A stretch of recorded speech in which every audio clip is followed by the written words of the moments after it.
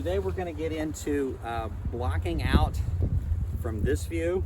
I've done some blocking this way from the previous video in this series. Glad you guys are coming along. I appreciate that. And blocking, in case you don't know what in the world that means, is basically just removing big chunks of stuff that's not part of the sculpture. And in this case, we're cutting away everything that is not great horned owl that we can do in great big chops. So starting here, we're going to start up here. Well, I guess you're not here, and I'm going to cut down through here to get this big triangle chunk off because it's not part of the bird. And then I'll come over here, and here I'll cut in like this and cut in like this and remove that triangle. And then I'll just work a little bit to make this nice stump that Mr. Owl here is sitting on. And I might round the back a little bit, work in here. Maybe I'll do a little bit of dancing down in here between the ears and get these out. So real quick look at how I'm going to be blocking it at this step. And I've got on my my Forester chaps to protect my legs, my mechanics impact gloves. I've got my no cry helmet and hearing protection for my eyes and ears.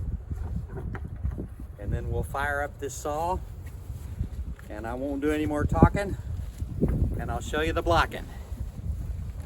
Let's see, this one takes 2 good squirts. Pull out the choke, trap it down, pull it till it pops, push the choke in, and we should be good to go.